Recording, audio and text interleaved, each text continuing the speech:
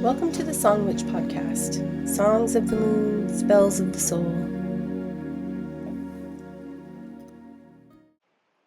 Hey y'all, welcome back to my podcast, Song Witch.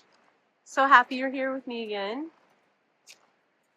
Decided to do a little bonus episode here in between the lunation because this is something that I've really been thinking about for a while now, and I want to share it with you. And that is that everyone is a witch. Did I say that? Oh, yes, I did. Yep. Everyone is a witch. I'm not special. I mean, I am, but I'm not. I'm not like chosen, or I don't have any special gifts that any of you or anybody actually has at their disposal as well. This takes practice and time for some of us. Some people are born with a stronger sense of their gifts, or I don't know, maybe their environment allowed their gifts to flourish more. Who knows? I don't know.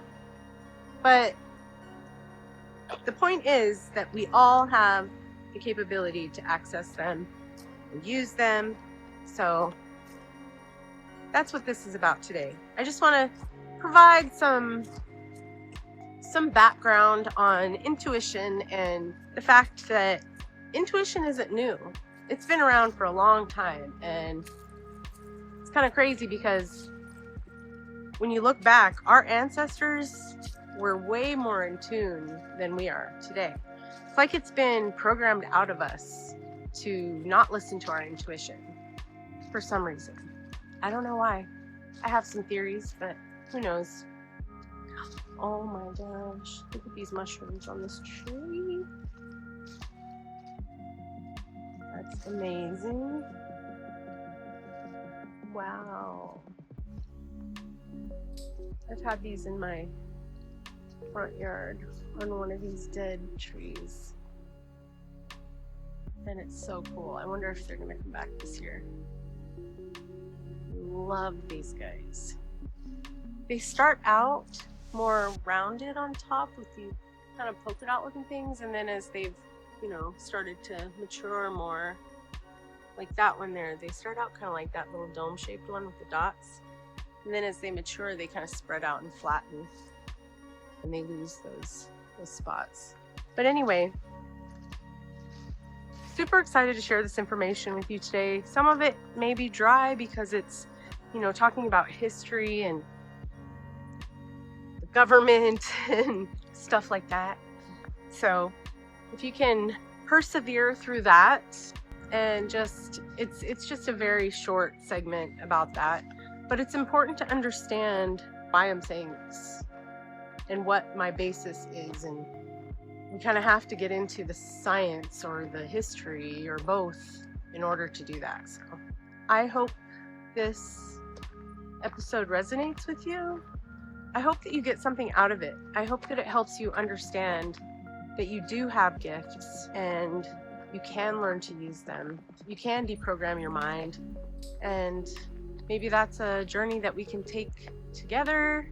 I have some ways that I've deprogrammed my mind that I would love to share with y'all, and I will eventually. But let's just start here with the fact that everyone's a witch, and then we'll build on that, in the coming episodes.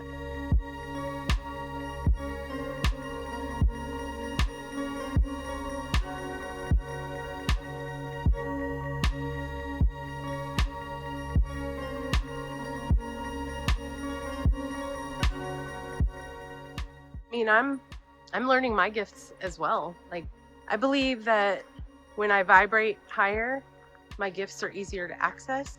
And some of the ways that I up my vibration are meditation, which I haven't done in a while, and I really need to do it. I have a hard time quieting my mind sometimes. So meditation is one way, and I'm actually excited to get back into the meditation because I'm ready to start kind of digging into my gifts a little more.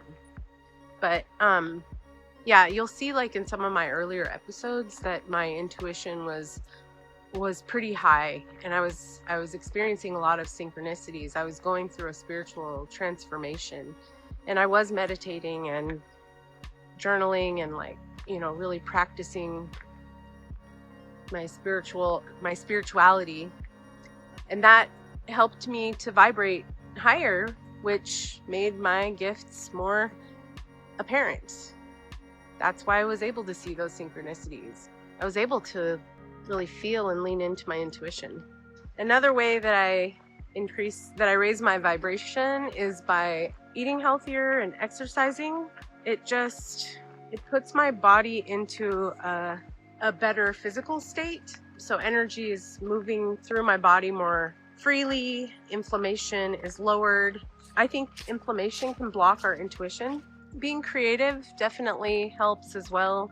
When I write music, it's usually a spiritual experience, and I feel like I'm channeling from like a collective consciousness. I often just write flow of consciousness these days. I didn't do that in the past when I was younger. I would set out, to write a story. I'd have a subject, and I would write a story around that, and it would become a song. And there's nothing wrong with that. It's just that my creative process has changed, and now it's a lot more of an intuitive process than a structured, more forced process, I guess.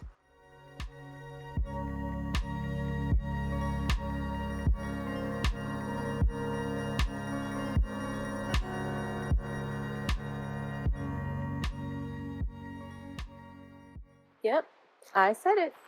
Everyone's a witch. Not just the people with crystals or tarot decks, but every single person carries magic inside. We all have gifts. Our work is just that we need to remember them and reclaim them and learn how to tap in. So what do I mean by witch?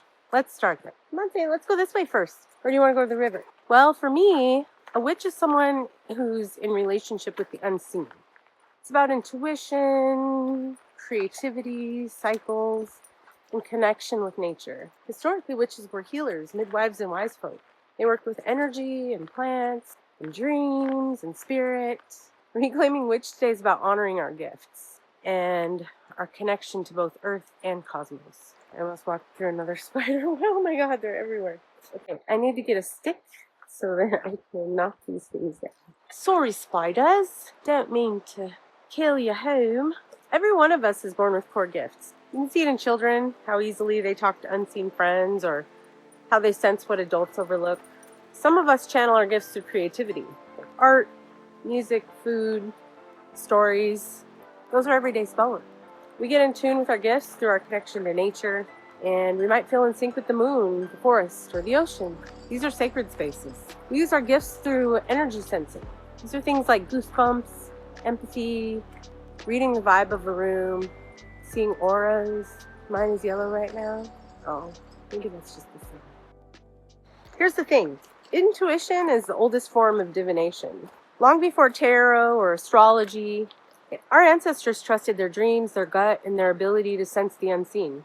Divination means seeking knowledge beyond logic. So when you feel a sudden nudge to call a friend or not take that road because your body's telling you not to, that's your higher self speaking. You're already practicing divination when you listen to your body, when you follow synchronicities and trust that inner knowing. Across cultures, intuition has always been honored. Like in ancient Greece, the Oracle of Delphi, they entered a trance to speak for Apollo. In Rome, augurs read signs in the sky, in animals, even in the body. In Celtic traditions, druids and bards used dreams, omens, and poetic inspiration as channels of vision. The Norse Volvas, that's hard to say, they were seeresses who chanted and drummed themselves into trance. They offered visions for harvests and battle. Indigenous shamans and medicine people worldwide have relied on dreams, body sensing, and signs in nature. And during the witch trials, folk healers and midwives trusted intuition to sense illness, read the weather, and create remedies. Our ancestors knew the body and spirit speak first.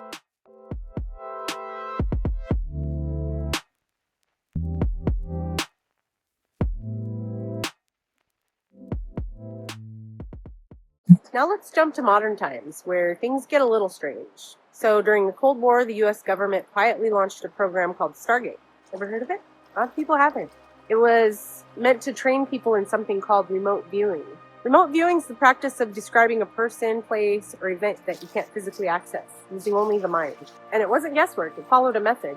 A viewer would be given a random number, sit quietly, and record impressions. Maybe colors, shapes, or textures, maybe a sound, a feeling, or an image. Later, their notes were compared to the real target, and here's the surprising part. It worked often enough to keep the government funding it for nearly 2 decades. Yeah. There's this guy named Joseph McMoneagle, and he sketched a submarine later confirmed as the Soviet Typhoon, the largest in the world. Pat Price described a hidden site in Africa, and aerial photos later matched his drawings, almost exactly. During the Iranian hostage crisis, viewers described grooms, guards, even the emotions of the captives. And Ingo Swann, one of the pioneers, tried remote viewing Jupiter. He described faint rings around the planet. Science hadn't discovered them yet. But years later, Voyager confirmed it. Jupiter does, in fact, have rings. This is real shit, you guys. These are facts. What started as Cold War paranoia left behind stories that challenged the edges of science. Were they simply training psychic spies or uncovering the deeper capacities of the human mind? Either way, it's a little crazy.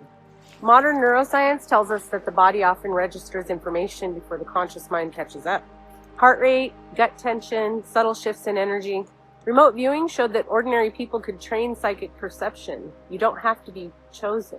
That's what I'm saying here, man. We all have the gifts. With practice, intention, and openness, intuition expands. It proves what our ancestors already knew. Intuition isn't just a quirk. It's a universal human ability. So how do you tap in, Jojo? I know. That's what we all want to know. How can we tap in?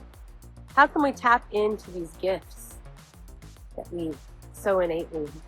Well, keep it simple and keep it consistent. Light a candle, stir your tea with intention, speak an affirmation, journal your dreams and synchronicities. Notice those gut nudges and what happens when you follow them. Step outside, touch a tree, watch the moon, create, sing, write, paint, or cook. These small acts open the door. Reclaiming the word witch is about empowerment, not stereotype. It's about remembering our shared gifts. And as studies about remote viewing and telepathy enter the mainstream, intuition's being normalized. When we embrace the truth that everyone is a witch, we begin to recognize each other as kin in the great web of life. So here's your invitation to tap into your gifts, okay? Ask yourself, where does my magic live right now? Is it in your words? Is it in your art? Your dreams? Relationships? Your intuition? Name the gift you're holding so you can claim it. Your voice, your path, your magic matter. We're all witches. Thank you so much for tuning into Song Witch, Songs of the Moon, Spells of the Soul.